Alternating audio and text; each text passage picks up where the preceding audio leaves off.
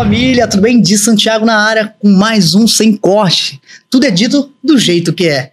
Temos convidados pra lá de especial, não é mesmo, Paula? Isso mesmo, olha, qualidade e muito peso. Hoje estamos aqui com o Fragale e com a Bianca. E eles vão ficar aqui falando um pouquinho da experiência. Né? Sensacional. Sejam bem-vindos, tá? Quero apresentar ela. Ela com seus 49 anos, 2 filhos, moradora da Taquara, Jacarepaguá, libriana raiz, hein? Meu Deus do céu. Falante, justa, pura emoção, engenheira e hoje ela é empresária. Construiu seu patrimônio ao longo de 12 anos. Bianca, você é cheia de charme. Você tem essa autenticidade. Seja bem-vinda. Obrigada, é um prazer estar aqui com vocês. Muito linda! Vamos?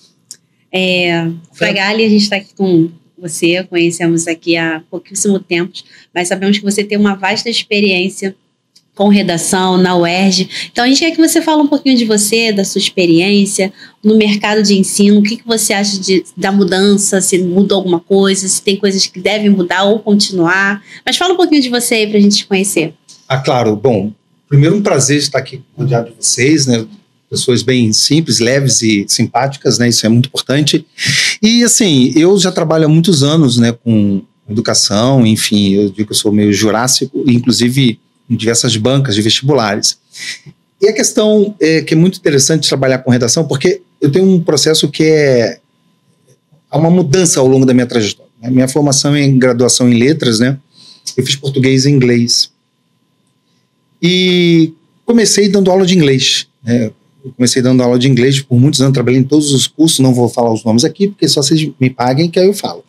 E aí, né, foram diversos cursinhos, mas com o tempo eu fui percebendo uma carência, né? Já vinha vislumbrando a ideia de que era necessário ter uma produção textual, a disciplina de escrita redacional nas escolas, né? Tanto que quando a gente começa a sugerir isso, as pessoas olhavam torto, né? Porque você só tinha aula de língua portuguesa, né? E quando passa a ter um tempo.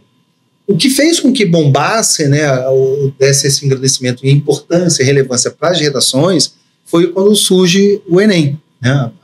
O Enem, quando ele surge, ele é a grande mudança nos espaços escolares e inclusive nos cursinhos. Começou muito bem, né? E aí a gente começou a fazer trabalhos, né, com produção textual em diversas escolas. Fui coordenador de grandes escolas aqui, eu anuncio se me pagar. E aí a gente, né, fomos coordenadores dessa escola, trabalhei em diversas outras escolas e com resultados de excelência. Uma escola, inclusive, em 2017 ficou em primeiro lugar no Rio de Janeiro, com média geral em redação, e segundo no Brasil, depois de uma escola lá do Ceará.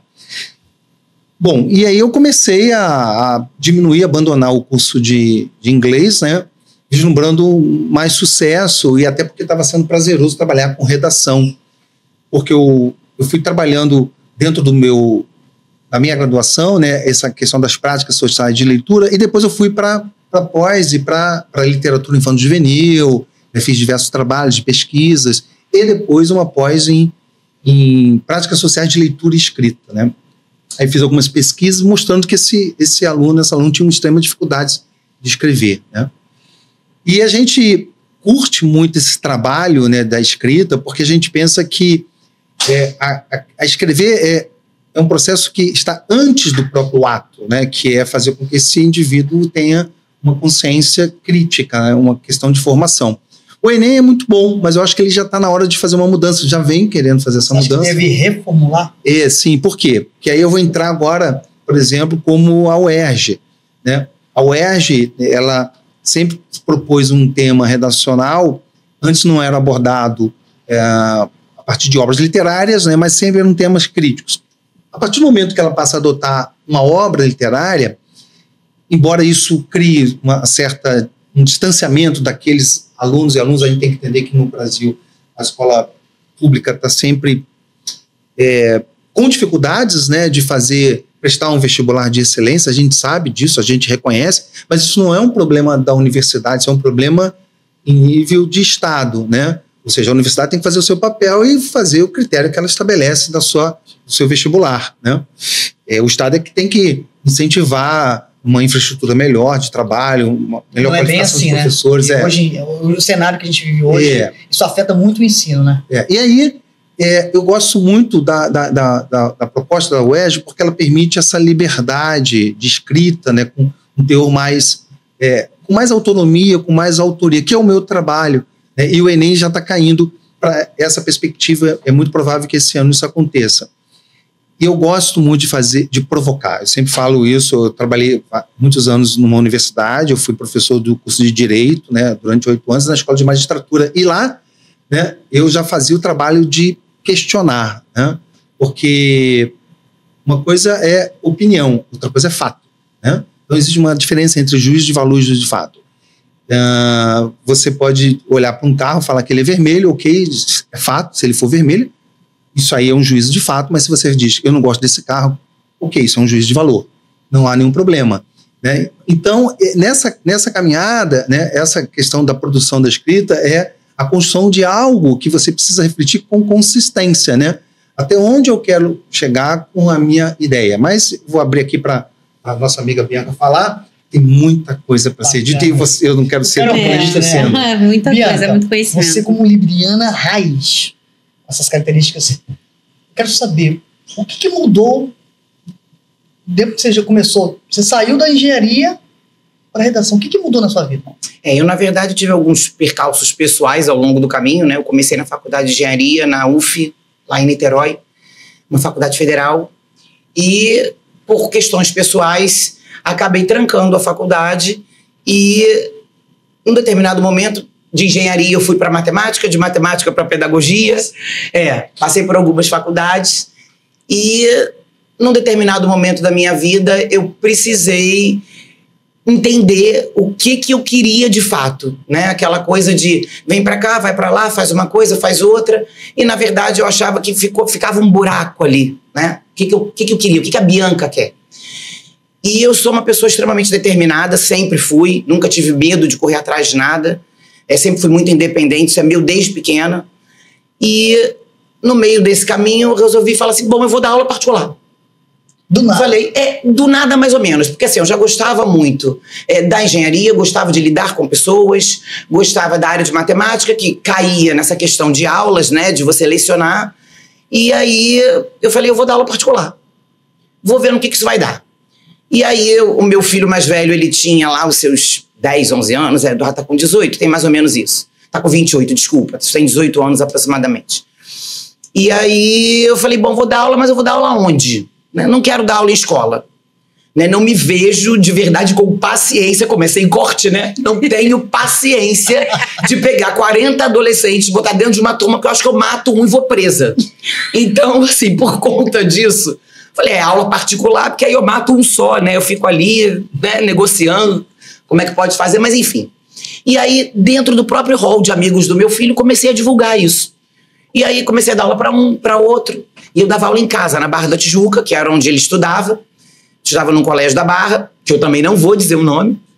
E comecei a dar aula em um colégio forte, onde tinha uma demanda de aula particular muito grande.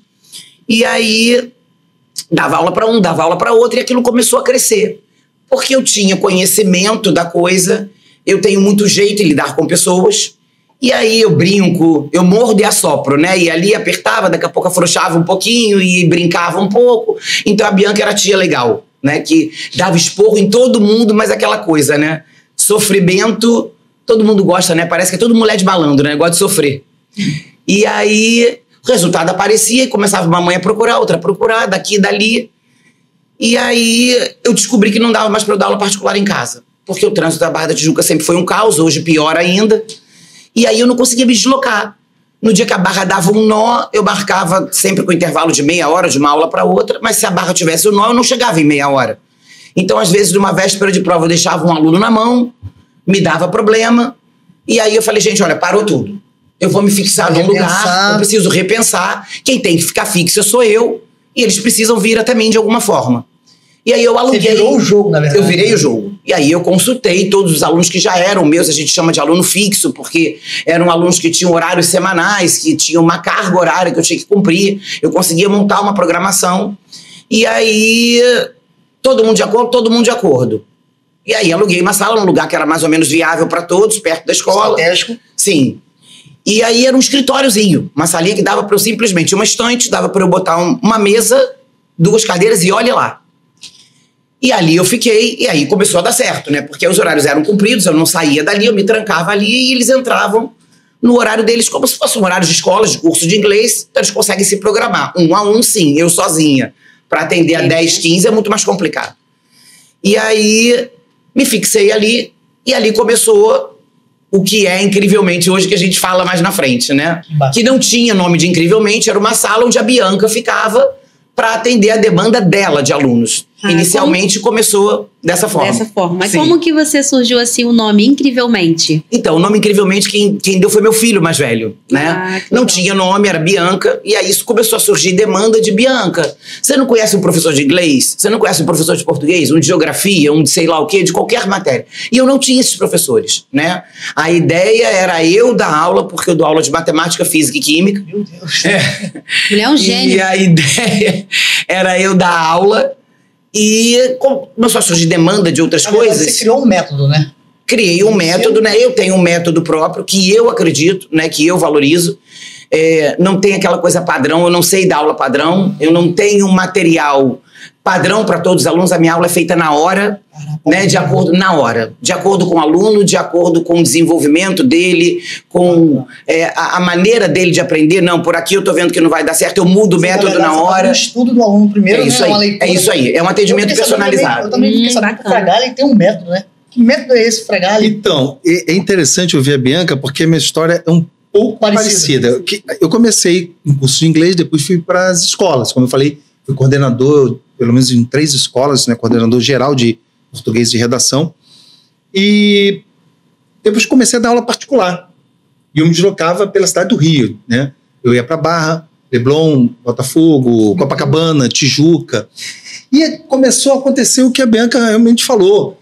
O deslocamento, né? O trânsito, né? E às vezes eu deixava um aluno na mão. Isso pesava muito, né? O clique foi quando... As pessoas que estão do outro lado, elas não estão entendendo que você não elas tem o que fazer. Saber o que, né? Exatamente. Mesmo eu ainda brigava com as pessoas assim, eu não tenho um helicóptero, eu não tenho como voar. Ah, mas tem que chegar, meu filho tem prova amanhã e você é agarrada no engarrafamento que não anda nem pra frente nem pra trás. Exato. Aí começa a ficar desesperado, já chega num estado emocional péssimo para dar aula, sob estresse, que não é legal. Né? Então, e aí eu percebi, eu dava aula sábado o dia todo até às 6 e eu curtia, né? Eu tava... Ganhei uma grana legal, eu lembro até hoje que foi interessante, né? Que eu comprei um carro à vista com dinheiro da aula particular, não foi nem dinheiro do trabalho, né? Aí eu falei, pô... E os alunos começaram a falar, professor, monta um curso. E aí o clique geral foi quando um dia eu estava saindo da Barra, parei ali num fast food, também não vou dar o nome, e comprei um trio e fui dirigindo comendo. Eu falei, pô, isso não é vida. Eu falei, pô... Assim, fazia muito isso. A alimentação já não estava também sendo saudável. Mas eu estava comendo isso, Bianca, para poder chegar em Copacabana para dar aula. Mas já passou na cabeça de você assim, cara, eu preciso desistir. Não desisti. Aí eu falei eu pensei o que a Bianca disse. Eu vou fazer o contrário. Ao invés de eu ir até o aluno, ele que vem até mim. Então eu procurei um espaço. Eu procurei primeiro um espaço na Barra. Foi um espaço ali perto do metrô da Barra, né? Fiquei ali 4 anos. Então viajando Leblon, Gávea, Copacabana, Botafogo, Tijuca, metrô, né? Tinha um metrô ali e Recreio. Então as pessoas se deslocavam. Aí bombou, tinha aula todos os dias de tarde, de noite...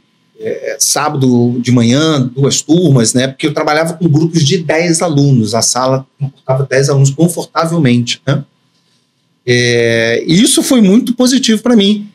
E com o tempo eu fui diminuindo, eu trabalhava no estado e no município, pedi exoneração, meio loucura, mas pedi, e fui diminuindo a carga horária do privado, né, das instituições privadas, e aumentando a carga do meu curso, digamos assim.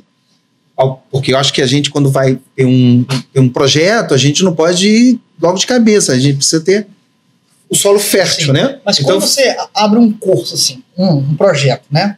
Vocês decidiram já sair das aulas? Não, eu fui diminuindo ao ponto que, por exemplo, era 40%, o meu curso 60%, a renda do outro local. Aí foi trocando. O clímax, né, gente, já que é sem corte, como eu trabalho com redação e literatura, a minha posição ela é muito complexa em sala de aula, porque eu trabalho com temas muito polêmicos, muito complexos. E nos últimos anos, a gente teve extrema dificuldade. Todo mundo que era de humanas sofreu muito nas escolas com perseguições, né, com filmagem, com denúncia, né, enfim, com posicionamento, questões políticas. Ao ponto que eu fui demitido, né, de uma escola por uma questão política, né, e na verdade o posicionamento não era político meu. O meu posicionamento, eu tenho pós-graduação em Direitos Humanos e pós-graduação em Ciências Humanas. É porque eu simplesmente tratava as questões que são dentro daquilo que a gente pensa sobre conceito de humanidade. Né? E muitos não aceitaram a verdade. Exatamente. Né? O Estado Democrático de Direito. Eu preciso tratar dessas questões porque a redação você precisa escrever um texto de convencimento e você precisa estar baseado em fatos fundamentados. Na época eu lembro que o diretor falou assim, daqui a 2 anos você volta. Não voltei mais. Eu falei, não volto. Falei, porque as coisas vão ficar melhor. Eu falei, não volto. Né? E eu pedi demissão da outra instituição, porque eu comecei a pensar assim, eu vou ficar no meu curso, eu vou trabalhar do jeito que eu quero. Quando eu falo do jeito que eu quero, não é, antes que as pessoas imaginem assim, você vai doutrinar as pessoas, não, porque ninguém doutrina ninguém. Né? Na verdade, o meu trabalho ele é muito sério. O problema é que a gente trabalha baseado naquilo que é acadêmico, naquilo que é científico, naquilo que é racional. Né? Eu não posso fazer uma discussão e aceitar que um aluno fale que acredita em terra plana. Né? Não existe terra plana. Então, as discussões elas são baseadas em fundamentos. Né? E aí eu me senti mais livre no meu curso, todo mundo que vê o meu Instagram, né? E aí antes que você pergunte, por que redação com Fragale? Como eu já dava aula, todo mundo me chamava de Fragale. Meu primeiro nome é Marcos Vinícius, mas todo mundo fala Fragale. Já tenho aula com Fragale? Vim falar com você, Fragale. Aí eu perguntou aos alunos, mas se eu vou botar um curso, bota a redação com Fragale. Eu falei, redação com Fragale.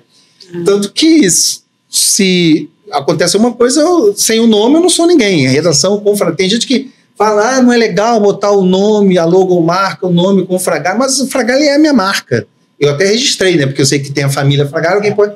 Eu registrei para ninguém dizer assim, não pode usar o Fragale. Não, está registrado para dizer que eu posso falar redação com Fragale. Eu acho até que ficou forte, redação com Fragale. Né? Mas eu entendo a Bianca, porque a gente passa a ter uma liberdade de trabalho séria, ninguém é, como, vamos dizer assim, empreendedores, a gente não está ali para enganar. É a nossa imagem, né? É a nossa imagem, é a questão ética, o trabalho ele é sério. Só que a gente trabalha com mais liberdade, com mais, eu acho até com mais prazer, né? Não sei bem. Sim.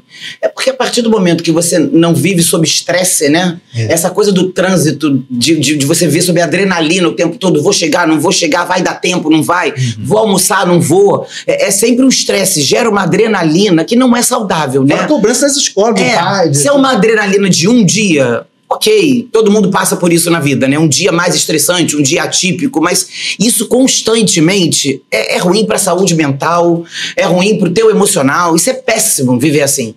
Eu não conseguia dormir final de ano, porque eu deitava até eu descarregar aquela adrenalina e conseguir relaxar para pegar no sono, quando eu via estava amanhecendo o dia. Quem é que vive assim a longo prazo? Então, assim, por conta da saúde física e mental, né? A gente precisa uma hora parar e recalcular a rota, não tem como, vamos recalcular a rota porque tá tudo errado, muito nova, assim, eu hoje tenho 49, mas na época eu não tinha 30 anos, muito nova para estar vivendo sob esse estresse e teoricamente a longo prazo, eu ia viver isso o quê? 30 anos na minha vida? Como é que eu ia chegar aos meus 60? Sabe? Então, assim, é você projetar lá na frente o quão vale a pena viver isso, né? Não tem dinheiro que pague isso. Todo, né? Sim, de alguma forma, sim. Vocês mesmos, né? E dos clientes. Né? A cobrança de resultado, né? Porque quando você se propõe, no meu caso, né, a botar o seu filho num reforço escolar, num apoio, você está buscando resultado. E qual é a diferença da Incrivelmente para as outras empresas do mercado? O que eu acho é que, assim, eu procuro mostrar para as pessoas que existe um comprometimento emocional além do didático, né? Eu acho muito importante que o aluno entre ali disposto a estar naquela aula. Quando eu digo estar, não é estar fisicamente, é estar emocionalmente, né? Ele não pode entrar ali com a mochilinha nas costas com aquela cara assim, ó, que merda, eu tô vindo ter aula com a Bianca, com o João, com o Pedro, porque já começa tudo errado. O cara não tá nem disposto a aprender. Então, para você fazê-lo começar a aprender, já é, um sacrifício muito grande. Isso acontece com adolescente, isso é muito comum, né? Adolescente nunca tá disposto a estudar. Né? Então você tem que chegar ali, meio no papo, brinca, joga, é um ambiente tem que trazer a pessoa para você, para depois trazer o aluno. né? A maioria dos professores entra na aula assim, né? Hoje em dia, e o Fragali me corrija se eu estiver errada. Bom, eu vou dar aula porque eu recebo, eu sou pago para isso, né? Então eu vou entrar aqui, vou dar minha aula e vou embora. Então se o fulaninho tá lá atrás perturbando e não estiver incomodando ele, ó, ele não vai procurar entender se o fulaninho tá com algum problema, por que o cara tá incomodando, vou tentar trazer aquele cara para mim. Dane-se. Entendeu? O dinheiro não é meu, não sou eu que tô pagando, não sou eu que vou tirar nota baixa, eu tô fazendo o meu. Né?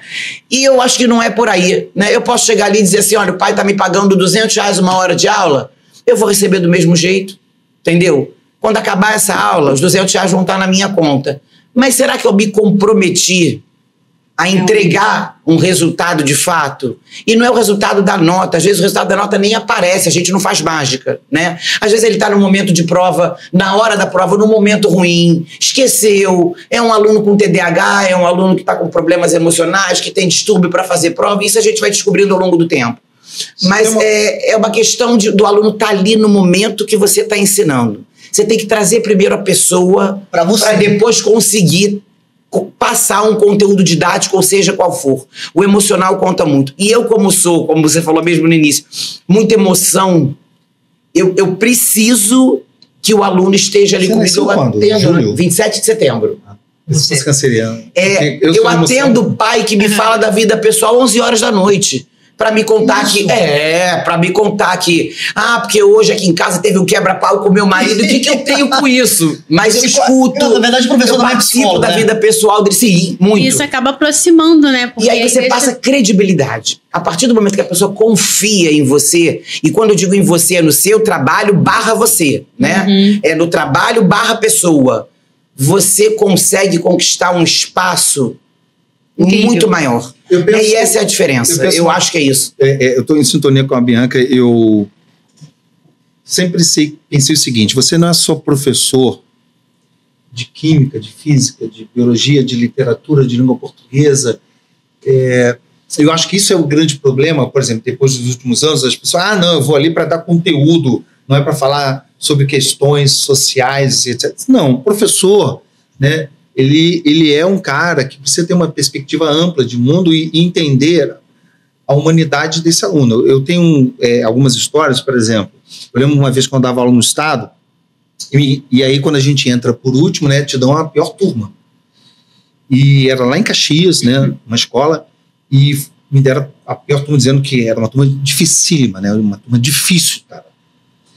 E eu lembro que no primeiro dia de aula, um aluno, ele entrou dando um chute na porta. Ele chutou, literalmente um chute. Aí entrou, passou por mim, foi entrando, aí eu parei, a turma silenciou, eu falei assim, bom dia, tudo bem? Tudo bem. Você pode voltar, fechar a porta, bater, dar bom dia e pedir autorização para entrar? E aí eu lembro que ele me olhou, né, olhou com aquela cara de mal, aí olhou de novo, ele falou assim, isso é um pedido? Eu falei, não, é uma ordem. Que você mostrou sua autoridade na educação. Mas o que é interessante é que eu fiz o que a Bianca acabou de falar. Eu comecei a pegar esse aluno, eu não lembro agora o nome dele, falei assim, Alexandre, faz isso, Alexandre, isso aqui. Eu comecei a trazê-lo para a minha aula, um colaborador para a aula. Quando passaram-se os anos, ele terminou a escola, eu ainda estava nessa escola, aí ele já tinha terminado, foi lá visitar a escola, Fragali, professor, saudade. O professor falou que era uma... Falou assim, professor, lembra daquele primeiro dia de aula? Eu falei, claro que eu lembro. Eu estava te testando, você me conquistou ali. Às vezes, né, eu vou falar uma frase que há de ser duro, pero jamais perca a ternura, né? E aí eu acho que a gente não pode, a gente pode ser duro, mas não perder a ternura por alguém, né? E essa turma, em especial, eu tenho amigos e amigas, porque é muito complexo, né? A nossa, hoje em dia, parece que o afeto não pode estar presente em sala de aula, e às vezes confundem o afeto com muita coisa, quando afeto é afeto, não é outra coisa além de afeto, né? Eu tenho, então, alunos que, inclusive, naquela festa que eu te mostrei, estavam lá, que lembram das aulas, porque eu levava as aulas para o parque, para embaixo da árvore, ler obras literárias, etc., né? Isso marcou eles. E eu lembro também, outro dia eu estava num shopping aqui de Jacarepaguá, e uma aluna me abraçou, professor Fragali, quanto tempo, você lembra que um dia eu estava muito doente, estava em depressão, você me ouviu tanto, me acolheu tanto, foi tão importante. Eu nem lembrava exatamente o que foi. Mas eu lembro que aquilo fez sentido para ela, né? E esse retorno é muito importante, né? Então, meu trabalho... Você sabia que uma pessoa que precisa de atenção, ela precisa de 8 segundos? Quando você dá esses 8 segundos para ela... Não sabia. Eu estava lendo uma matéria sobre isso, né? Eu amo a parte de psicologia, a parte de mente. Eu estava lendo sobre isso semana, falei, caraca, como que pode? Você dá 8 segundos para a pessoa só para ela voltar no mundo dela. Eu tô dando 8 segundos para um monte de gente. E aí é uma coisa que é importante. Eu não dou nem curso 2, no online, caso. eu sempre falo, todos os Tá dando pais horas, que assistem a apresentação falam assim, eu falo que os alunos aqui não são um número para mim, né? Eu quero conhecê-los pelos nomes, né? E eu sempre estou escutando os alunos se estão com problemas, se está faltando, por quê. Né? Aliás, essa tatuagem no meu braço... Isso que eu ia falar agora da tatuagem. Tem um significado, né? Tem, por quê? Vou te explicar. Todo o meu trabalho, que eu não preciso aqui falar, de social, etc., várias coisas que eu já fiz, né? Os alunos, né? Eu gostava muito o Ubuntu, ele é, na verdade, uma filosofia da África subsaariana, da filosofia, né, que Nelson Mandela e Desmond Tutu usaram logo depois que o Nelson Mandela foi liberto, né, ele usou como processo de reconstrução da África do Sul, né. Ubuntu significa eu e nós, sou quem sou porque somos todos nós, né. Então, eu reconheço uma outra pessoa porque ela é tão humana quanto eu. E aí eu lembro que, por causa da minha filosofia de vida, todo o trabalho que eu sempre realizei, e os alunos sempre me viram com tatuagem, aí um aluno, de novo, que nem o nome em redação, fala, professor, por que todas as coisas que você fala, as coisas que você faz, etc., e você gosta tanto dessa questão simbólica, por que você não faz uma tatuagem de um Ubuntu no seu braço? Eu falei, pô, que isso? Aí eu fui, tatuei um Ubuntu, né? Isso tem muito a ver, né, com a minha forma de existir, né, na relação com o outro, né? De ouvir os alunos, entender, até porque hoje a gente está entendendo esse mundo em que houve um aumento exponencial da depressão, das doenças mentais, né? Então a gente não pode chamar de mimimi. A gente não pode chamar de mimimi, sabe? Ansiedade e depressão, então, tá todo mundo com ansiedade e depressão. Não adianta eu achar que eu vou ensinar a redação se ele não estiver bem emocionalmente. Ninguém aprende nada. Mas você acha que essa conexão... questões mentais. Sim, quero saber a opinião dos dois. Vocês não acham que essa conexão demais com o aluno pode prejudicar lá na frente? Aí você tem que ter um limiar, né? Você tem que ter aquele time de até onde você pode ir, o momento que você precisa recuar, porque assim, eles não têm essa maturidade, né, de perceber que daqui você não pode passar, né? Existe uma hierarquia que é inevitável, né? Mas já aconteceu assim? Vamos supor, eu sei que vocês já pra galera de 20 anos pra cima, né? Sim. Não, pra baixo. Pra baixo, sim. Adolescente. Assim, a galera que faz vestibular. 17, 18. Então já tem uma mentalidade assim, já bem fértil. Não, na verdade, às já vezes passaram um pouco. Confunde, sim, não, quem não? Porque é o seguinte, né, o professor ele tá ali na frente. Então, o professor, a professora, ele é um símbolo de alguma coisa. Ele é uma representação, ele é um artista, né? Ali o que eu estou colocando, o que eu estou falando, um personagem. Né? Ele é um personagem e não significa que ele seja falso naquilo que ele está falando, mas ele é um personagem que encanta, porque o Paulo Freire fala isso, ninguém deixa de aprender sem encanto. Sim. Então você encanta os seus alunos, né? Então eles, quando se encantam, como a Bianca falou, muitas vezes eles podem confundir. E quando eu digo a relação de afeto, eu lembro quando eu fiz um trabalho social numa comunidade, na favela da Vila Cruzeiro, uma das coisas que eu fiz como trabalho do afeto era o toque. E hoje, né, tem muita gente que tem dificuldade do toque, do abraço, do toque.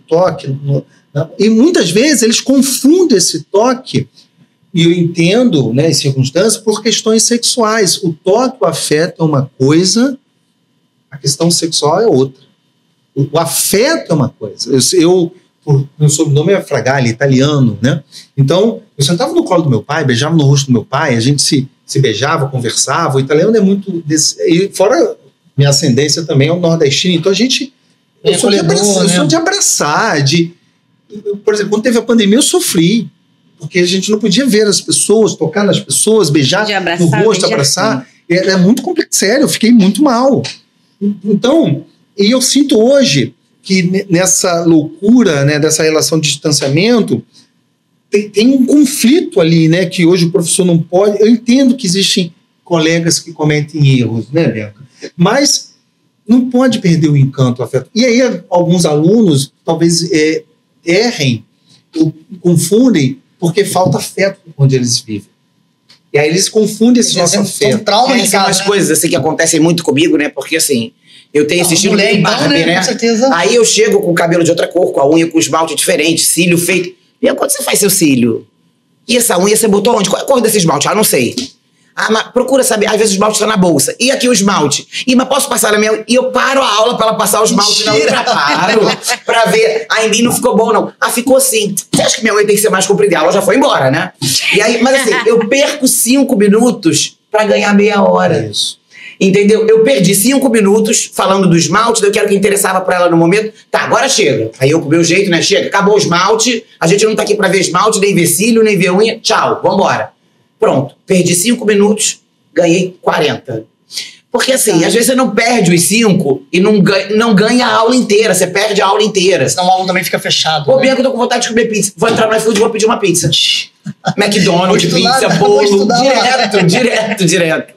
Então, isso acontece muito. Ah, Bianca, pode pedir pizza hoje de novo? Não, hoje não. Hoje não dá. A gente tem muita coisa pra ver. É aquela coisa do morde a sopra, né? Eu tive um episódio, você tá falando desse negócio de não confundir, polêmica, né? Sem corte, esse foi polêmico mesmo. Porque assim, eu não dava desaforo pra casa, né? E assim, pra mim, essa coisa de lidar com não poder falar sempre o que eu quero, da forma que eu não sei falar, porque eu não sei falar, né? Eu sou muito direta e às vezes esse excesso, né, de sinceridade acaba sendo prejudicial, né? Hoje eu consigo me moldar um pouco mais, mas nem tanto. Assim, ainda sou muito pé na porta e isso eu não posso trazer pro meu trabalho porque não é legal, né? Não é ético. E aí um dia eu tava numa aula em grupo, né? Que às vezes eu dou mais aulas de revisão de prova, tava numa aula em grupo. E aí tinha uma menina que quando eu virava de costas pra escrever, eu tô ouvindo só aquela risadinha, né? A menina rindo. Aí eu virava e falava, gente, olha, a prova é amanhã, ainda com paciência. A prova é amanhã. Não tá dando essa brincadeirinha paralela aí, eu tô aqui explicando, tô tentando ganhar tempo, tem muita matéria. Por favor, vocês podem parar? Aí eu virava de costas. Aí eu virei de novo e falei, gente, dá pra parar? Eu sabia quem era. Aí, numa terceira vez, eu tava sentada assim na beira da mesa, respondendo a pergunta de uma aluna, a menina virou, a mesma menina, virou para do lado e riu. Eu falei, meu amor, eu já pedi 3 vezes. Você pode parar, mas aí eu já tava com sangue aqui, né? Eu falei, você pode parar? Ela assim pra mim, ué, mas eu tô falando baixo. Eu falei, mas aqui não é lugar disso. Você quer ir lá fora conversar com você tem que conversar? Ainda estava educada. Você quer ir lá fora conversar com ela que você tem que conversar? Você pode sair. Quando você quiser, você volta. Não vou sair, não. Bateu de frente. Beleza. Quando eu virei de costas, a 4ª vez, ela riu de novo. Eu falei, agora você vai sair. Eu bati, dei uma porrada na mesa. Esqueceu que era aluno. Esqueci, acabou. Eu falei, agora você vai sair. O famoso descer no salto. Ela falou, você vai me tirar? Eu falei, não, eu não vou te tirar. Eu já estou te tirando. Você vai sair. Aí a menina me olhou, eu tô pagando. Eu falei, eu devolvo seu dinheiro, esse não é o problema. Você vai sair. Meu Deus. Aí a menina regalou um olho, eu falei, você tá esperando o quê? Eu não vou continuar. Sentei na mesa, na ponta da mesa. Falei, bom, eu tô esperando você sair, porque senão a aula não continua, você vai prejudicar todo mundo que tá aí. Vai sair ou não vai? Mas aí eu comecei a falar de igual. Aí não era mais a Bianca professora, era a Bianca pessoa. Porque aí perdeu o respeito. E aí, a partir do momento que acabou o respeito, eu falei, depois se você quiser pedir pro seu responsável me ligar, não há problema algum, você vai sair. Ela saiu. Isso deu um bafafá danado depois, até eu explicar que focinho de porco não era tomada. Foi um problema, mas assim, ali eu tive que fazer valer a minha autoridade. Porque as pessoas que estão de fora assim não. Porque, não sabe? isso, né? Às vezes você tá. Sempre errado é o professor. Sabe? Então, assim, existe uma coisa chamada respeito, né? Que às vezes você precisa fazer valer.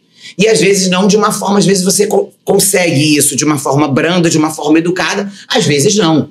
Às vezes você precisa ser mais incisivo para a pessoa entender que quem manda ali é você, né? E aí isso vai depender da forma como a pessoa reage. Nem sempre dá para ser muito educado.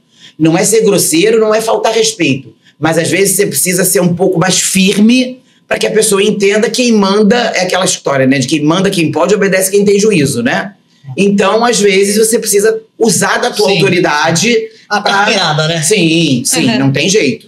Né? Mas isso aí faz parte do jogo e a gente vai aprendendo a lidar. Algumas vezes eu confesso que perdi a mão, mas sou um ser humano, né? Porque às vezes a pessoa falta o respeito com você de uma maneira que você não consegue, né, ser tão educado, mas a gente vai dançando conforme a música, vai aprendendo e a vida ensina, né? As experiências ensinam, as situações ensinam. Você fala, pô, aqui eu podia, tudo bem, faltou respeito, mas eu podia ter tido um pouco mais de calma, podia ter sido mais equilibrada, ou não. Mas aí vai vivendo e vai aprendendo, não tem jeito, né? Na verdade, para acolher aqui a Bianca, o trabalho quando a gente trabalha com educação, e principalmente quando a gente trabalha com instituições privadas, mesmo na pública, mas muito mais nas instituições privadas, hoje construiu-se uma ideia de que é uma prestação de serviço. Ok, a escola, a instituição escola, ok. Né? Mas o professor, ele não é produto, ele não é coisa. Né? Ele é um ser humano, e o que ele está tem seus erros, entregando a você é conhecimento. Né? A gente não pode mensurar qual é o valor desse conhecimento ou qual é o valor da pessoa, professor, que está em sala de aula, para que um aluno, uma aluna, num determinado momento, tenha esse discurso de que eu estou pagando, por exemplo. Né? Porque, na verdade, essa relação, né, ela não é uma relação matemática. Né? Essa relação é uma relação do eu e nós, é humana, né? E ele precisa compreender isso, né? Não existe ali... E existe uma relação de autoridade. O professor, ele é uma autoridade, ponto. Né? Claro que a gente sabe que há colegas que usufruem dessa autoridade de maneira exagerada, de maneira inconsciente, incoerente. Mas a gente está falando de um trabalho sério, né? De quem sabe o que tem que fazer em sala de aula. E isso precisa ser levado em conta. O grande problema é que muitas instituições, né, que não é o caso da Bianca, quando lotam salas com 50, 70, 100, 150 alunos, que eu já dei aula para 150 alunos, não é aula, é palestra, fica muito difícil. É o cinema, né? Você fica estressado, porque imagina, eu dando aula para 150, fica aí as pessoas falam, pô, mas o cursinho tal cobra R$500 a mensalidade. Quantos alunos tem na sala? 100. Mas se for para botar 100 alunos aqui, vocês vão bater 40. E aí a qualidade também não é a mesma, né? A qualidade não é a mesma. Assim, o serviço bem prestado, ele tem que ter valor, né? Fica ruim para o aluno e para o professor também, né? Sim. Eu aprendi da seguinte forma: a educação, ela vem de casa. Sim, mas também. você acha mas que isso. É responsabilidade do professor? Não. Não, eu não acho. Não. Assim, eu não acho que seja... O professor, ele é um colaborador, né? Eu costumo dizer, na verdade, como eu não trabalho em escola, eu trabalho com uma empresa de reforço escolar, né? Onde eu sou um apoio ao ensino da escola. O que acontece é que eu preciso, de fato, ter uma parceria com os pais. Eu preciso ter a liberdade de qualquer intercorrência, eu pegar o telefone, o WhatsApp, ou seja o que for, fulano, olha, eu tô precisando falar com você. Aconteceu isso, isso e isso, vamos juntos pensar numa solução? Mas nem todos os pais são abertos, né? Não, tem pais que eu nem conheço, tem alunos que são meus há 4, 5 anos que eu não sei quem é a mãe. Olha, semana passada mesmo eu encontrei uma mãe na papelaria com os filhos, são gêmeos. E aí eu encontrei com a mãe, e aí os meninos pararam pra falar comigo, Bianca, tudo bem? Bianca? É ela que é a Bianca? E aí quando eu saí, estava indo para casa, eu lembrei que eles já me conhecem, eles estão no 9º ano, desde o 6º. Eu nunca tinha visto a mãe. Nossa. Assim, na minha cabeça, na verdade, assim, se eu lido com o filho dela desde o 6º ano, uma criança de 6º ano tem 11 anos de idade. Eu, Bianca, não estou criticando a educação de ninguém. Eu não levo meu filho para ter aula num lugar desde o 6º ano, não sei nem quem é que está dando aula para o meu filho com 11 anos de idade. Então, assim, ele gostou. Não é ele gostou, eu preciso saber quem é a pessoa, aonde, sabe? Não é o local físico, sabe? Como é que funciona aquilo ali, né? Como é que ela lida com o meu filho? Eu não sabia quem eu era. Ainda mais nos tempos de WhatsApp, né? As pessoas entregam para você uma responsabilidade que não é sua, né? Você é um colaborador. Obviamente, assim, eu preciso ter a liberdade. Eu tenho uma família, né? Que eu faço até questão de falar. que viraram família mesmo, que os meninos estiveram comigo desde o primeiro ano do fundamental, se formaram. Uma está terminando medicina agora e o outro já é gerente do Santander de Nova York, mora em Nova York. E ele me chama de tia Bianca. Qualquer passo que ele dê emprego, apartamento que alugue. E eles, assim, os pais são médicos, têm uma situação de vida boa, muito boa, mas tem valores. E eu acho que essa questão dos valores, é muito importante, de você passar princípios, de você passar educação. Os dois são de uma educação, de um senso de realidade admirável. Sabe, os pais deles, para mim, são ídolos, porque são pessoas que têm uma posição de vida confortável, né, e que ainda assim preservam valores. Eu penso o seguinte, né? Visão, né? Que a base da questão, porque tem uma questão que é a moral, né? A base da educação, né, da moral, é a família, não tem como abrir mão disso, né? Mas eu acho que, tenho certeza, a escola é o espaço também dessa construção moral. Por quê? Porque é o espaço da construção coletiva. O que está acontecendo? A família, a base familiar, precisa entender que fora daquele grupo, a liberdade ela não é absoluta. Existem limites, né? Ele precisa entender quais são os limites quando ele vive no coletivo. Liberdade de expressão, né? Coletivo, existe liberdade de tudo, né? E eu não estou aqui para julgar nada, mas existem coisas que são regras. Eu vou tirar pelo meu próprio filho, né? Ele tem dificuldade, né? O meu filho mais velho, de aceitar algumas coisas, mas não é assim, não é assim. Não é você, não é o que você pensa. Se eu estou dizendo que você não pode atravessar a rua fora da faixa de pedestre, mas eu vou atravessar porque é seguro. Não pode. Isso é uma regra. Regra é para ser obedecida, não é para você concordar ou discordar. Isso existe. Então você que encontre o seu jeito de incorporar isso como verdade. Como você vai incorporar? Eu não sei. Mas funciona assim. E aí tem uma questão interessante. Então, a sala de aula é esse espaço do limite, né?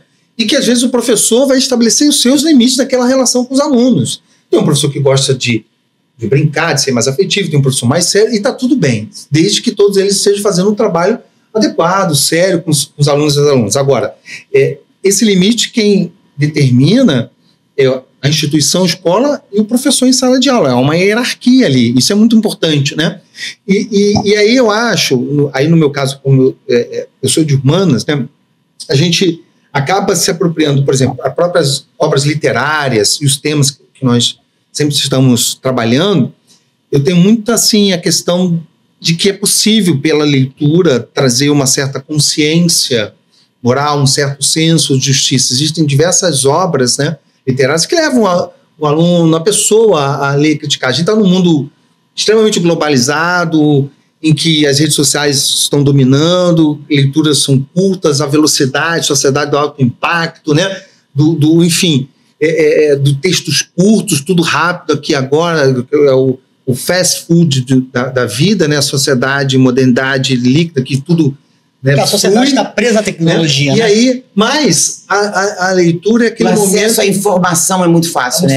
E que informação que você está tendo acesso, né? Informação, tudo é informação, né? Não importa se é boa ou ruim, é informação. Agora, o que você vai fazer com aquela informação, né? Eu tenho um filho adolescente que eu tenho que ter o tempo inteiro cuidado com as informações a que ele tem acesso e como que ele está trazendo aquilo para ele. Isso, né? Porque eu posso ter uma informação aqui que eu posso falar assim, bom, eu sei que isso aqui é fútil, não vai me servir para nada, não é para eu ver isso. Como eu posso falar assim, caraca, que maneiro isso aqui. É uma merda, mas assim, cara, que maneiro, olha só, sabe? E trazer aquilo para a vida dele. E o acesso é livre, eu não tenho como monitorar isso. Porque se ele não tiver acesso no Instagram, eu bloquear, seja lá o que for, o amiguinho dali vai falar. Então, assim, você tem que ensinar a lidar com essas coisas, porque acesso ele vai ter, né? Exatamente. A falta de acesso não existe mais, né? Ele vai ver, e sem criticar, sem ponderar, sem avaliar nada. Ele vai ver pessoas usando drogas, ele vai ver homossexuais, ele vai ver heterossexuais, ele vai ver pessoas brigonas, pessoas calmas, como é que ele vai lidar com isso? De que forma? Vai ver perdas, ganhos. E como é que ele vai trazer aquilo para a vida dele, né? Vai me afetar o fulano ser homossexual? Vai me afetar eu ver o cara do meu lado fumando maconha? Como é que eu vou trazer isso para minha vida? Porque acesso ele vai ter. E aí tem uma coisa que eu queria acrescentar, que eu penso assim, aí entra a parte que eu queria falar.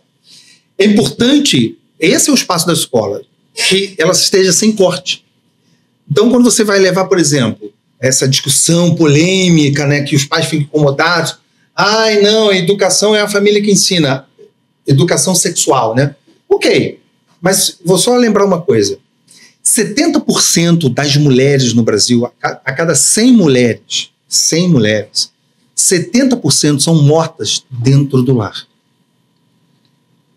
As crianças menores de 14 anos, mais de 70%, sofrem violência sexual dentro do lar. É o pai, é o irmão, é o tio, é o padrinho. Isso é muito perigoso, né? E aí, a escola, quando diz que vai trabalhar a educação sexual, ela não vai ensinar a fazer sexo. Na verdade, ela vai tratar... Educação sexual é uma questão de saúde pública. Vai tratar das ISTs. Vai tratar da questão da importância de entender a responsabilidade que você deve ter com o corpo do outro e com o seu corpo. Vai ensinar, né, e evitar uma pedofilia, um estupro, um assédio, né, uma violência sexual, um abuso sexual, né, vai informar. Né? Vai sim ensinar como faz uso de coisas que vão fazer a prevenção sexual. Eu trabalhei numa comunidade, a gente fez um trabalho de educação sexual durante 5 anos, numa faixa etária de 12 a 17 anos, e falávamos abertamente, tinha lá psicóloga, tinha lá uma ginecologista, urologista, eu no meu trabalho de educação, e nesses 5 anos, essa faixa etária de 12 a 17 anos, porque a gente sabe que, infelizmente, às vezes, nessas comunidades, principalmente as meninas engravidam muito cedo, a gente ficou muito feliz que durante esses 5 anos não houve ninguém com IST nem gravidez. Então, significa que a educação sexual dá certo. Assim como, por exemplo, discutir a política de drogas. Né? Foi o que a Beca falou. Né? A discussão não é você fumar ou não fumar entorpecentes. Né? A discussão vai muito além disso. A mesma coisa, né? A discussão do aborto, que é polêmico. Ninguém aqui está defendendo o aborto, mas a cada dia, uma mulher morre de aborto clandestino. Então a gente precisa tratar do aborto como uma questão de saúde pública. Descriminalizar o aborto não significa favorecer o aborto. A descriminalização, ela pressupõe não criminalizar a mulher, que é sempre a figura culpada por esse aborto. Só que por trás desse aborto tem um homem que engravidou essa mulher, tem um homem irresponsável que abandonou, uma família que abandonou, que deixa essa mulher em circunstâncias isoladas. E aí, às vezes, a escolha pelo aborto não é tão simples para uma mulher. Na verdade, né? a escolha... se é que ela consegue escolher. Ela consegue, exatamente. Né? Então, porque abala muito, né? Então, quando você vai discutir o aborto, você está formando a ideia de descriminalizar, é acolher quem engravida, não deixá-la desamparada. Na verdade, essas questões muito polêmicas, como é o caso do aborto, né? Elas envolvem toda uma história por trás disso que não pode ser ignorada. Né? Envolve uma questão de educação, envolve uma questão social, envolve saúde, envolve uma série de questões que, por exemplo, se a Paula fez um aborto, eu não conheço a história da Paula lá atrás, eu não conheço o cara que engravidou a Paula, eu não conheço os antecedentes dela, os motivos pelos quais ela está rejeitando ou está optando por não ter aquela criança. Tem todo um contexto, né? Essas questões maiores, né? Macro questões, elas têm um contexto por trás que não é, foi lá, tirou e acabou, pedra nela, não, né? E aí é complicado, porque muitas vezes as pessoas, na grande maioria, hoje em dia, principalmente, esse vazio emocional, né? Elas não têm opinião formada. Não. Eu viro pra você e falo assim, você é contra o aborto? Sou. Por quê? Você não consegue argumentar. Sim.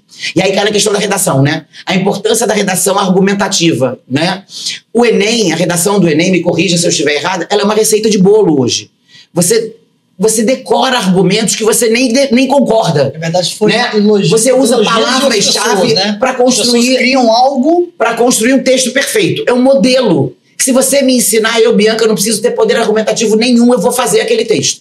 Assim, mas é por isso que o Enem já colocou de maneira assertiva, ano passado, uma mudança significativa nessa questão para sair dessa questão do... Mas se a questão da redação... E aí tem uma coisa importante, que, por exemplo, que a Bianca tocou aqui, por exemplo, essa construção, e aí por isso que eu gosto de um vestibular como da UERJ, da Unicamp, da FUVEST. Então, eu quero saber, antes de você falar, eu quero saber qual é a diferença, porque são vários vestibulares, né? É o UERJ, PUC...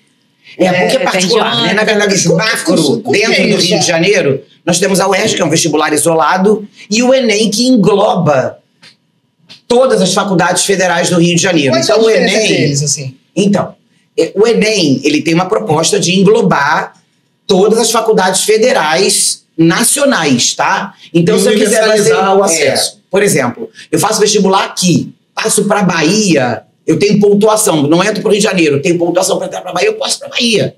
A minha pontuação, ela vale a nível nacional, em todo o território nacional. Se eu passei no Enem lá na Bahia, eu tenho que ir para Bahia. Eu tenho que ir para Bahia. Por exemplo, eu fiz medicina, faculdade vestibular para medicina. Aí vamos supor que eu tenha feito 700 pontos. O SISU na TRI. SISU é o sistema que governa o Enem, vamos dizer assim, a grosso modo. E aí eu fiz 700 pontos, e aí com 700 pontos eu não entro para o Rio de Janeiro porque o corte é a nota mínima, tá? É 750. Mas na Bahia o corte foi de 680. Se eu, Bianca, quiser usar os meus 700 pontos para ir para a Bahia, eu vou para onde eu quiser. Se eu tiver pontuação, eu tenho dinheiro para comprar um carro de 40 mil, mas não tenho dinheiro para comprar um carro de 60, entendeu? Então eu vou baixar a minha expectativa, vamos dizer assim, para atender a minha realidade. Ou não. Não abro mão de ficar no Rio de Janeiro. Ok, vai fazer vestibular de novo, né? A UERJ, ela é um vestibular isolado, que não faz parte do sistema Enem. A UERJ, ela tem um vestibular próprio que só dá acesso à UERJ. Então você entrou, você vai estudar na UERJ. Você não entrou, você não vai estudar na UERJ. São vestibulares diferentes. A prova é diferente, o número de questões é diferente. A UERJ, ela tem uma fase, ela é feita de 2 fases, onde uma delas é discursiva, de acordo com a carreira que você escolhe. O Enem não tem fase discursiva, as provas são todas múltipla escolha. Então, assim, são demandas diferentes, modelos de cobranças diferentes, propostas diferentes. Bacana. E vamos falar de hobby. Nessa vida aí que vocês têm de correria, né? Que é muitos estudos, aí é faculdade, o reforço escolar. De cinema, aí fala um pouquinho do hobby para sair um pouquinho assim da área de trabalho. Qual o seu hobby? Gosto de ler, né? Pode ler? Mas também gosto de quadrinhos, né? Na verdade, essa coisa de gostar de quadrinhos e filmes e começa na infância, né? Minha mãe, quando tinha que levar um médico, ao dentista, sempre tive medo. Vou passar na banca de jornal, vou comprar revista. Aí eu adorava ir, porque eu sabia que na volta tinha que passar na banca e comprar a revista. E depois ela assinou aquelas assinaturas de quadrinhos, etc. Tal. Cheguei a ter caixas e caixas, depois eu vendi, doei, etc. E fui curtindo, né? Cheguei ao ponto de ter acho que mais de 200 camisas de personagens de quadrinhos, né? Aí depois eu botei no Enjoei, né? Algumas eu dei, outras eu vendi. Eu tive muita dificuldade, mas enjoei. Assim, literalmente ele enjoou. A marca, na verdade. Sim, começa aí, porque eu ia para as aulas só com camisa de super-herói. Eu estabeleci um estilo. Eu falei assim, cara, professor, eu não sou aquele. Criou uma identidade. Às vezes o aluno brinca comigo e fala, gente, eu tenho camisa engomadinha, mas não vou para uma sala de aula engomadinho, pô. Então, eu vou, mas, né, fluir, calça aqui rasgada, camisa t-shirt, e vamos nessa. E aí eu estabeleci um critério, cara, eu vou de quadrinhos, super-heróis, etc. O mais eu gostava, todos os dias os alunos, professor, todo dia vem com uma camisa mais diferente. Quanto você tem? Né? Mas você era para cada dia do letivo, já tinha uma zoação. Não tinha zoação. Aceitação era de 200 dias letivos, são 200 camisas, uma para cada dia. Verdade. Não, eu tinha muitas. E eu não falei? Era uma para cada. E eu tinha que. Eu falei, essa aqui já foi, essa aqui já ia trocando, mas ia botando para lavar. A aceitação no público adolescente era fantástica. De meninos e meninas. Eles gostavam. Só dava confusão, né, com as colegas, porque eu tenho uma coisa engraçada, já que você tocou nesse assunto, não sei se pode aqui no podcast. Sem corte, mas eu lembro do jeito que é.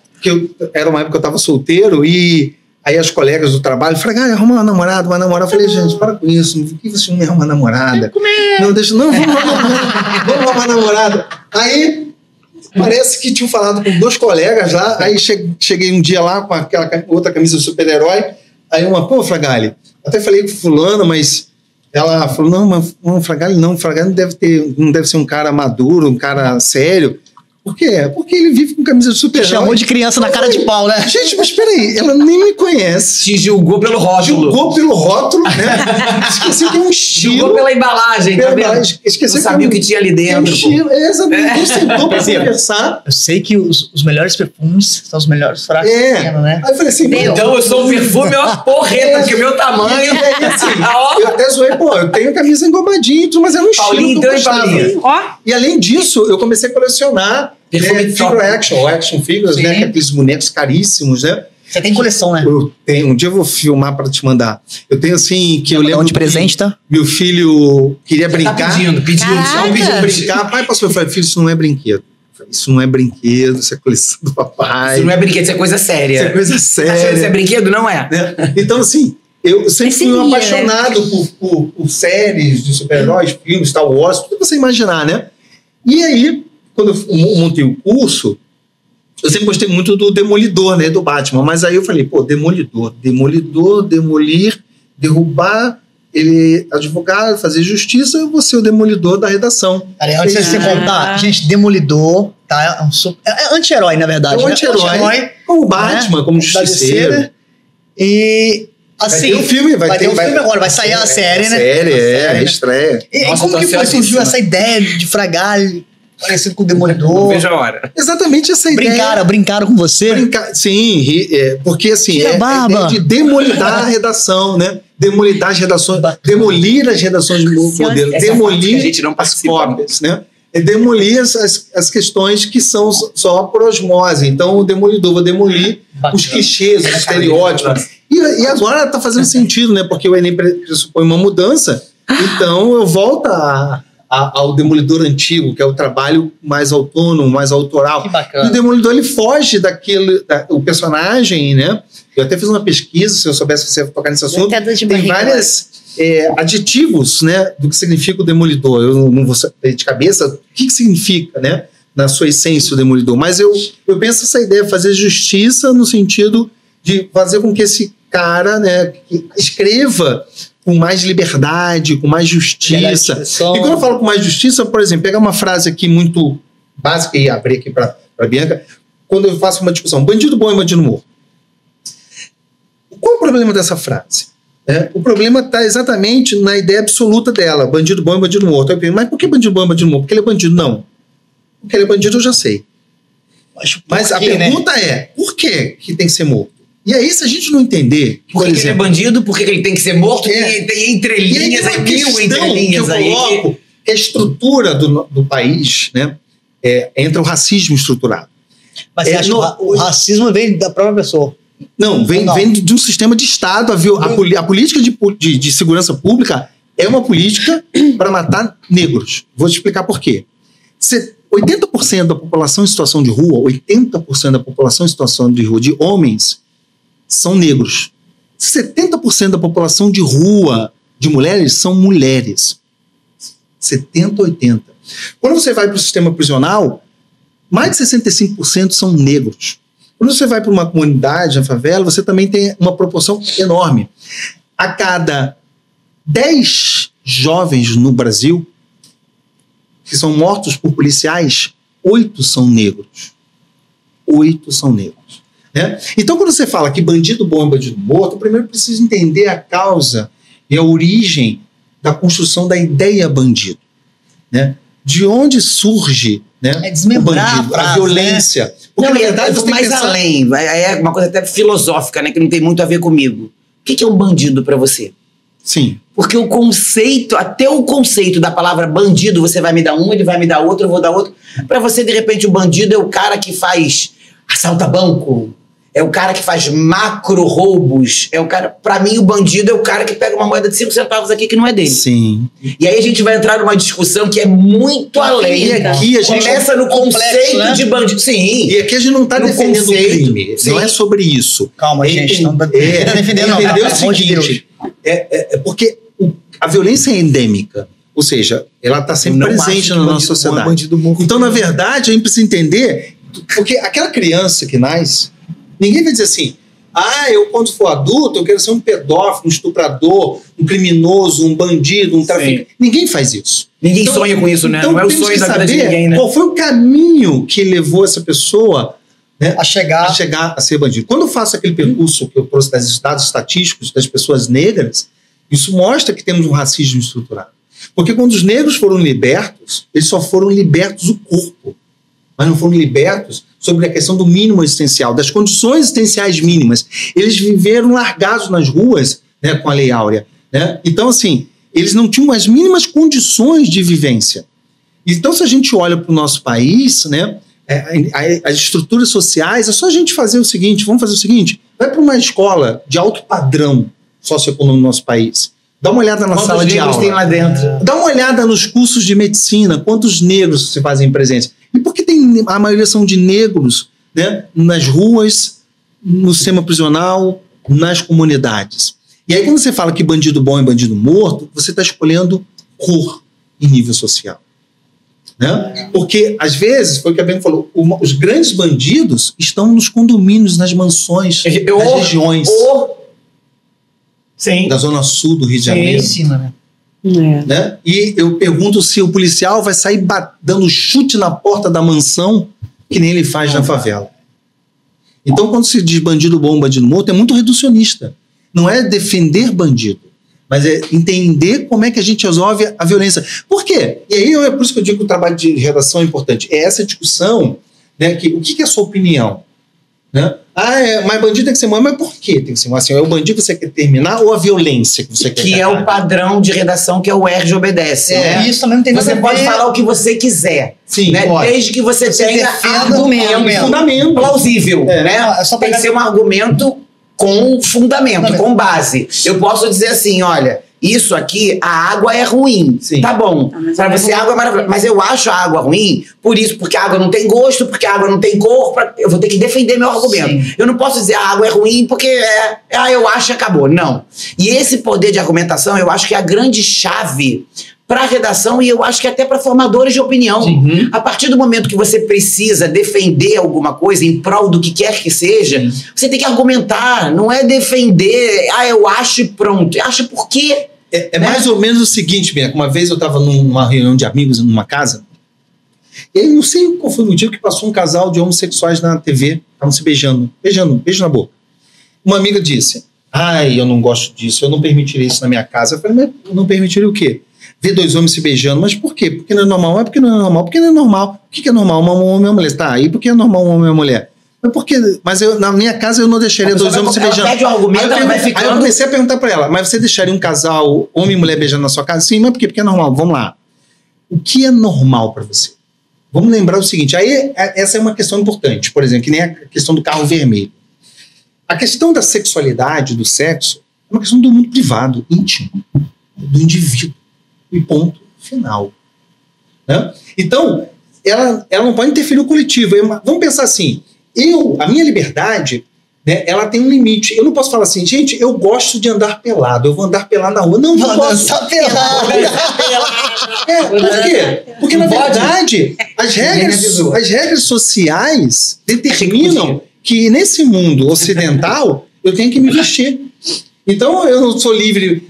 Não posso. Então é o seguinte. É a história da regra que eu falei lá atrás. Aí entra. Se a gente lembrar mas não posso. que quando a gente olha para um casal homossexual, a gente não está olhando para pênis e vagina. A gente não está olhando para a questão do gênero. A gente está olhando para a natureza e a essência natural.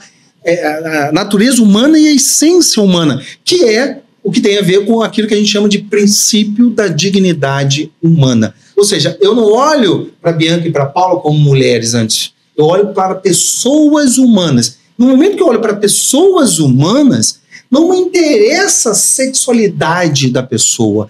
Me interessa pela sua integridade como ser humano nas relações sociais, nas relações... É aquela história, né? Ele não é menos íntegro, não é menos pessoa porque ele é homossexual ou porque ele fez uma opção sexual, ou porque não, né? Na verdade, eu estou dizendo a mesma coisa, sendo redundante. Porque ele fez uma escolha que não é normal, segundo o padrão da sociedade. Ele vai ser melhor do que muita gente que fez a escolha certa, teoricamente, e bota muita gente nisso. Então, E aí a opinião, é isso que a Bianca falou. Essa questão da opinião, né? Uma coisa é você falar assim, eu não gosto de chocolate. Ok, você pode não gostar de chocolate, você pode não gostar de ver, desculpa, 2 homens se beijando. Mas você não pode interferir na liberdade dessas 2 pessoas.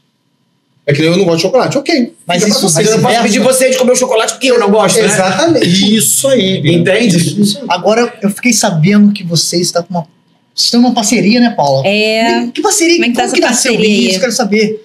Como que... Começou no spinning. É verdade. Ah, é que a gente tava falando do Do hobby. hobby, Você não então. falou do seu hobby, aí daí já fala do seu hobby, aí depois vocês falam da parceria. Eu fiquei sabendo que você é modelo. Não, calma. Antes disso, assim, muita aí coisa. olha pra ela e fala assim, ela tem cara de Barbie, né? Ela gosta de andar no shopping, não. Ela gosta de boteco e de cerveja de garrafa. Olha só, tá vendo? Mas gosta de boteco e de cerveja de garrafa. É isso, entendeu? Assim, isso aqui é uma fachada mesmo, tá? É boteco e cerveja de garrafa, entendeu? É que ele tá ali, todo mundo É a sua essência. Nossa, É tão isso, é a lourinha. sua A gente essência. olha assim, tão bonitinha, É a Barbie sua de rosa. essência, não é fachada, é a sua essência. Então, mas assim, eu gosto de pessoas, né? Meu hobby é estar com pessoas, a verdade é essa. Então, onde tem gente, eu quero estar. Então, quando eu falo boteco, cerveja de garrafa, eu quero remeter a lugar onde tem pessoas, onde eu possa conversar, conhecer gente nova, ouvir opiniões diferentes. E eu gosto disso, eu preciso disso. E eu acho que talvez a escolha da minha profissão, né, é essa rotatividade de pessoas diferentes, de poder lidar com universos diferentes, realidades diferentes. Isso me causa uma coisa muito boa, um bem-estar muito grande. Isso é uma terapia para mim, né? E a outra terapia é malhar, né? Virou. Eu nunca gostei de malhar, gente. Juro por Deus, a minha vida inteira. Tenho provas disso. E hoje eu sou uma rata de academia.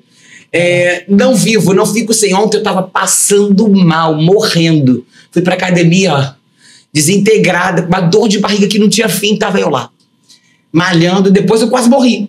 Já fui. E assim, meu hobby é esse, né? Academia. Hoje eu diria que academia e essa coisa de estar com pessoas, né? De boteco e cerveja de garrafa, no sentido figurado da coisa, para dizer que é relações humanas mesmo, estar com pessoas, interagir, brincar, dançar, é isso. Então, bom que você falou da academia, desculpa te cortar. A gente quer falar da R5, só para dar um comercial aqui, que a R5 está patrocinando esse podcast maravilhoso. Você que quer colocar a tua energia lá em cima, quer fazer aulas bacanas, né, Paula? Fala um pouquinho da R5. É isso aí. Pra gente, a Paula. R5, para quem não conhece, se localiza no Anil. E é uma academia muito aconchegante, familiar. E tem todas as aulas coletivas, Top demais. musculação. Só É chegar mesmo, gente, eu já tipo, fiz. Tá vendo? Ele foi dizer que eu era modelo, já fiz várias fotos pra R5, é muito legal. Primeira propaganda da minha Verdade, e sem querer, né? Porque Sem me querer. inventaram isso pra mim, né? Inventaram. Que isso, sério? Foi verdade. Do nada modelo, Inventaram assim. do nada. E aí começaram a surgir outras coisas. E eu já fiz fotos pra Lupo, pra Zara. Que através, isso? Através de uma agência. Playboy, mentira. Mentira, mentira. Não tem nada nem parecido, tá? Parem, olha a historinha. E, assim, é legal também. E essa questão das fotos é interessante por uma questão que nem eu conhecia, né? É a questão do autodescobrimento, nem sei se é assim que se fala, né? Autodescoberta, na verdade, né? É uma autodescoberta. Você descobre coisas que você nem conhecia em você mesmo. Isso é muito legal. É legal. Assim, acho que é válido para qualquer um. Né? Você descobre um lado seu que nem você conhecia, né? É um autoconhecimento muito legal. Muito legal. Bacana. Fala pra Tira o gente- autodescobrimento que ficou horrível. Autodescoberta, gente. Pelo Tá amor certo, de tá Deus. certo. Agora tá. Tá certo. Autodescoberta. Não, ele é um Eu mestre, nem ele é penso, um né? mestre. Não sei. Agora, Tô fala dessa aprendendo. parceria que surgiu, né, na academia. Academia no Foi isso? Spire, né? Foi Fala aí isso. um pouquinho desse Tá, projeto. ó, gente, Fragalha é casado, tá bom? É uma parceria. Parceria, tá? Parceria Não, profissional. É que... Dá deixa certo, bem- dá apoio, dá apoio. Mostra ali, ó, só. Então, eu lembro que a gente estava fazendo spinning, né, Bianca? Aí a professora A Flávia. falou assim, ela é professora de redação. E eu falei despretensiosamente, falei do curso, etc e tal. Aí ela falou que trabalhava com professor de matemática e tinha incrível. E ficamos por isso, né? Foi. Foi uma conversa muito informal. Aí sem eu muito passei a seguir interesse. no Instagram, até comentei com a Paula. Ela Falei, Paula, começou- pô, o Instagram dele é legal. É porque, assim, agora eu vou fazer propaganda deles, eles são assessores, e aí eles fazem o monitoramento da minha página, administram a minha página da Incrivelmente hoje, e, assim, Somos um atacadão, tá, gente? Atacadão. Quebra o galho. Mentira. Mas são muito bons e gostam do que fazem, enfim. E aí, um belo dia, eu falei, Paulinho, olha a página dele, que interessante. Mas aquilo ficou guardado, porque eu já tinha minha equipe formada e o tempo correu, né? Aí, agora, no início do ano, eu precisei de uma demanda de professor de redação. E aí, a primeira coisa que me veio em mente, o Fragali. Isso, Na época eu tinha visto a página, tinha achado interessante. E aí Chama o Demolidor. Chama o Demolidor.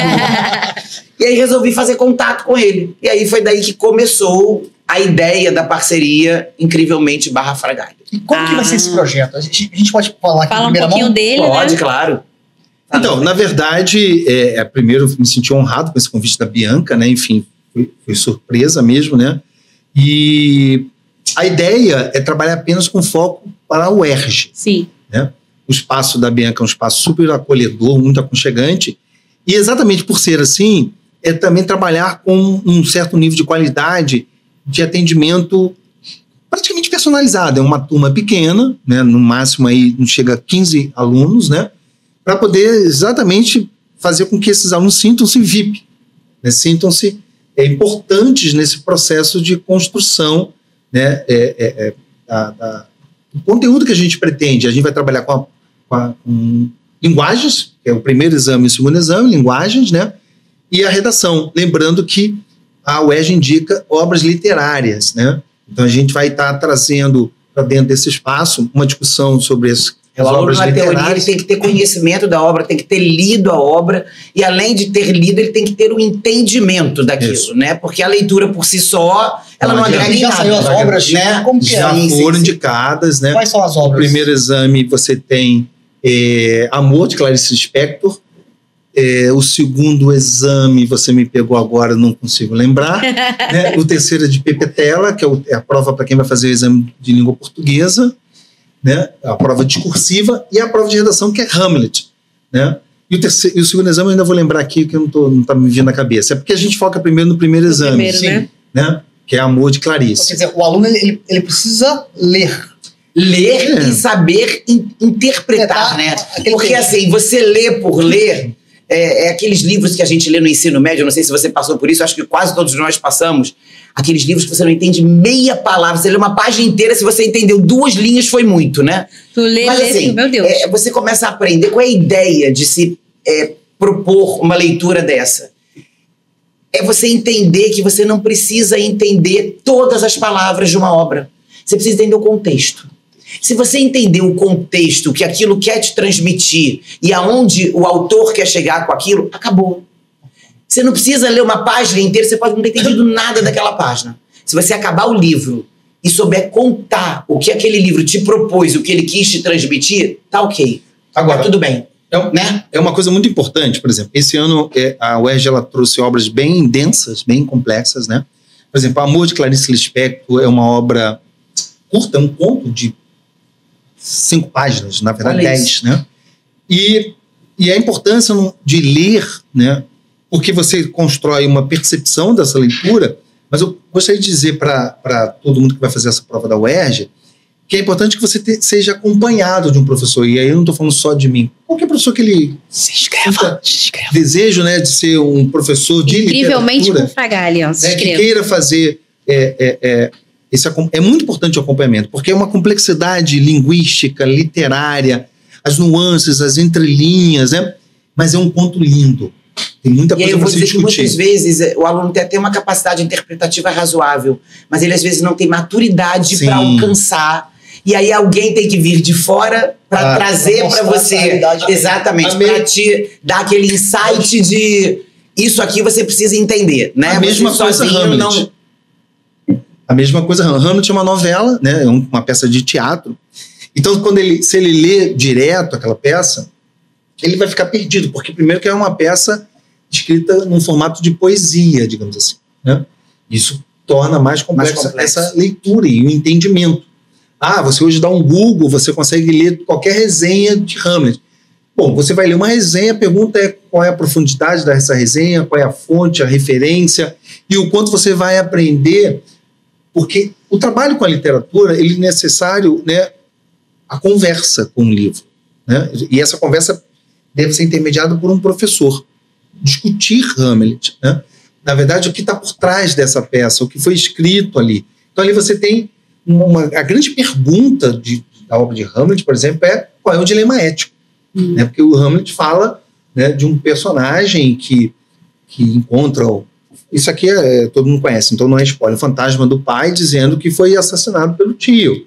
E Hamlet vai estabelecer a vingança. Então a gente tem ali várias discussões sobre poder, relações de poder, sobre a tolerância ética nos espaços de poder, né, sobre a usurpação do poder, né, a violação à democracia. Então você tem toda uma discussão, o que ele quis dizer com ser ou não ser, eis a questão. Sobre a ideia da sua identidade como pessoa, quem está lá, quem é esse lá, quem é essa pessoa, a identidade dessa pessoa, né? O quanto eu me entendo como pessoa na relação com o mundo, com o outro, até porque a sua identidade é formada, né, pela perspectiva do olhar do outro, tanto que Hamlet, na sua tentativa de vingar o pai, era considerado louco. Ele está louco, mas na verdade ele cria uma aparência para conseguir o seu objetivo, né? Mas talvez você possa também ser levado para a loucura em razão da vingança, porque a vingança, a tentativa de você vingar algo que foi feito que foi cometido por violência, quem não se perde, né, pela vingança... A gente escuta muito falar assim, se fizer alguma coisa com o filho meu, eu mato. Você perde... Isso é uma coisa muito popular, né? Perde seu emocional. Mexe com o meu filho, né? Então aquela tem coisa, muito isso. Atinge o teu emocional numa proporção que você acaba... E como que faz para se inscrever no curso? O curso a gente está abrindo as inscrições pelo Instagram, normalmente, nas vias normais, porque ali tem o link de inscrição. E... para quem já conhece Incrivelmente, tem meu contato direto pelo WhatsApp ou pessoalmente no próprio curso que fica no Shopping Novo Leblon. Ali na Barra da Tijuca, ao lado do Rio Design, que é o shopping maior, é uma referência, né? Não perca a oportunidade. São só 14 alunos por turma e a gente está esperando vocês. Gente, o papo tá muito bom, mas já tá acabando. Já tá no final. Eu também queria... Eu queria que vocês deixassem, assim, vocês olhassem para a câmera e falassem assim, pro aluno que vai se preparar para esse exame. Eu quero um conselho valioso para ele. Primeiro. No caso da Bianca, vai se preparar. Ela tem duas coisas, né? Falar para quem vai se preparar e fala também, encerra um pouquinho também falando do reforço para esse ano letivo, né? Para a galera que está começando. O que eu vejo, primeiro falando do reforço, né? Como a importância de um apoio é a gente entender que cada um, né, cada aluno, ele tem a sua dificuldade peculiar, tem suas particularidades e tem a sua forma de aprender, né? A abordagem que eu uso para o João não é a mesma abordagem que eu uso para o José, e isso é uma grande vantagem, né, da Incrivelmente, é um diferencial, né, onde a gente lá respeita a individualidade de cada um e o mesmo conteúdo é abordado de maneiras diferentes, porque o nosso maior objetivo é sempre atender com maestria e fazer com que o aluno, de fato, absorva aquilo da melhor maneira e que guarde, de fato, aquilo e use num futuro, seja para uma prova, seja para um concurso posterior que ele precise daquela informação. A ideia é mesmo um atendimento personalizado, individualizado, e isso eu garanto que lá vocês vão ter. Em relação ao vestibular, né, nós temos um atendimento que acaba se transmitindo da Incrivelmente Apoio para o Incrivelmente Pré-Vestibular, que é essa questão da particularidade. A turma reduzida, ela é proposital, ela é para que aconteça um atendimento personalizado, para que o professor tenha oportunidade de conhecer as particularidades de cada um e atender a todos os alunos, mesmo que diferentes, dentro de realidades diferentes, de proporções diferentes, de uma maneira individualizada. Então, nós temos uma proposta diferenciada nesse sentido, onde não há turmas gigantes, onde ninguém sabe quem é ninguém, não é um atendimento padrão, é um atendimento que vai acontecer de acordo com o ritmo de uma turma pequena e que a gente vai conseguir atender da melhor forma possível para chegar ao objetivo pretendido. Então, vem conhecer a gente, que vai ser um prazer te atender. Venha ser Incrivelmente. Fragali, é com você. Primeiro, eu queria dizer o seguinte, Redacão com Fragali. Clica lá, segue, curte, participa desse Instagram, tá bom? E também dizer para você que essa parceria com Incrivelmente é uma parceria séria. A gente quer fazer o melhor trabalho possível. Eu quero deixar muito claro que a Bianca, ela fez uma escolha certa. Não gosto de falar muito disso para a questão da pretensão, mas é deixar muito claro para você que no último ano foram 3 notas 20, mais de 15 alunos de nota 18, mais de 15 alunos de nota 17, centenas de alunos de nota 16. A gente leva um trabalho muito sério. Pra galera que quer medicina, te interrompendo um minutinho, Fragali, que agora tá uma demanda de medicina gigante, sabe que menos de 17, 18 tá fora do páreo. Então, fica atento a isso, porque é importantíssima essa nota alta. E você, se você quer aprender a escrever conforme a UERJ exige, se você quer ter discussões incríveis, com a Incrivelmente, com o Fragali, vem com a gente. Com pessoas incríveis. Gente, vocês são sensacionais. O que vocês acharam do papo? Vocês gostaram? Muito legal. Vamos fazer isso agora num bar. No boteco com cerveja de garrafa. Isso, um bar podcast. Quero agradecer muito pra Gali. Obrigado, cara. Você é demais. Paula, obrigado. Obrigado, meninos. Nossa inspiração. Tá. E você que está nos assistindo, se inscreva no canal, deixa seu like, compartilhe esse vídeo, porque conhecimento é tudo. E até o próximo. Valeu, galera!